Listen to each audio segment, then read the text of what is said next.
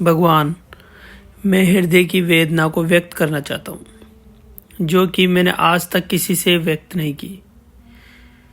मेरे मन की हालत खंड खंड हो गई है। एक तरफ सत्संग का प्रेम और परमात्मा से मिलन की चाहत, दूसरी तरफ भौतिक काम वासना की तरफ हर पल का झुकाव। आज प्रौढ़ावस्था तक छुटकारा नहीं पा सका हूँ।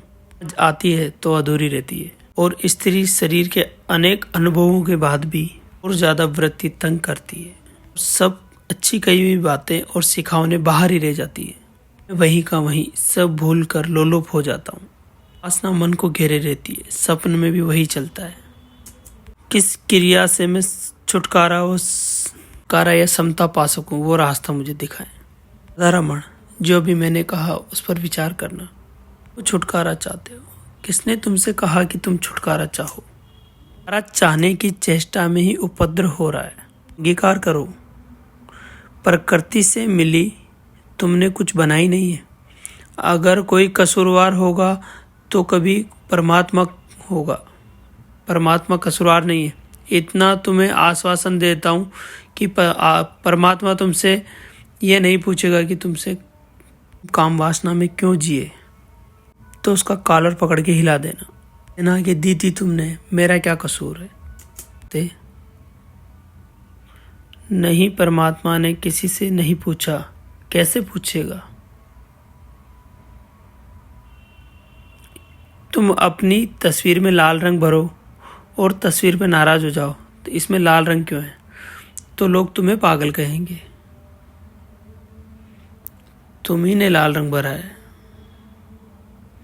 अगर कोई कसूरवार है तो परमात्मा कसूरवार होगा, तुम कसूरवार नहीं होगे। मैं तुम्हें मुक्त करता हूँ तुम्हारे कसूर से।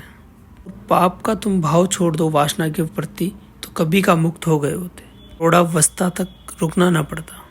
मेरे देखे वैज्ञानिक के हिसाब से 14 वर्ष की आयु में काम वासना उत्पन्न होती है और 42 वर्ष की उम्र में अपने आप समाप्त हो जाए, अगर व्यक्ति स्वीकार करके आनंद से जिए, अपने आप शांत हो जाए। हर 7 वर्ष में परिवर्तन होता है। पहले 7 वर्ष में वासना बिल्कुल ही छिपी होती है। 7 वर्ष से 14 वर्ष तक हल्की हल्की झलकियां आने शुरू होती है। समझ में नहीं पड़ता बच्चे के कि क्या हो रहा है, पर लेकिन हल्की हल्की झलकियां आने शुरू होती है, उत्सुकता जगने लगती है। 14 वर्ष में वासना पक जाती है, प्रकट होने को तैयार हो जाती है। मगर जो हमने व्यवस्था बनाई वो बड़ी वैज्ञानिक है। जब बच्चा 14 साल का काम वासना से तैयार हो जाता, तब हम उसे दमन शुरू करवाते हैं। तो होगा 24 साल में कि 25 साल में कि 30 साल में। साल से लेके 24 साल तक 10 साल का इस लंबे अंतराल में वासना का क्या होगा? दबाएगा बच्चा, और दबाने से इतना सोपन में प्रविष्ट हो जाएगी, या कोई विकृत प्रक्रिया पकड़ लेगा वासना को प्रकट करने का। ये तुम्हें जान लेना चाहिए कि 18 वर्ष की उम्र में वासना सबसे प्रबल वेग लेती है। 17.5 वर्ष की उम्र में ठीक, क्योंकि 14 वर्ष 21 वर्ष के मध्य में वासना सर्वाधिक प्रबल होती है। उतनी प्रबल फिर कभी नहीं होती, और उसी वक्त हम उससे दमन करवा रहे हैं। उसी वक्त हम कह रहे हैं कि अभी पढ़ाई में मन लगाओ। उसी वक्त हम कह रहे हैं कि अभी तो राम भजन करो। उसी वक्त हम दबाने का सारा उपाय कर रहे हैं। फिर तुम्हारे बच्चे अगर विकृत हो जाते हैं, एकदम विकृति पकड़ लेते हैं, तो वो आसानी से नहीं छूटती। ध्यान रखना, जो प्राकृतिक है, जो आसानी से पार जाया जा सकता है, अप्राकृतिक है उसके पार जाना कठिन हो जाता है। प्राकृतिक कठिन हो जाता है। अप्रकृति पैदा हो जानी स्वाभाविक है। विकृतियां संभव है, और सारी मनुष्य जाति विकृति से भर गई। 24 या 25 साल या 26 साल, जैसे जैसे सभ्यता आगे जा रही, उम्र बढ़ती जा रही है विवाह की, क्योंकि शिक्षा पूरी होगी तब विवाह होगा।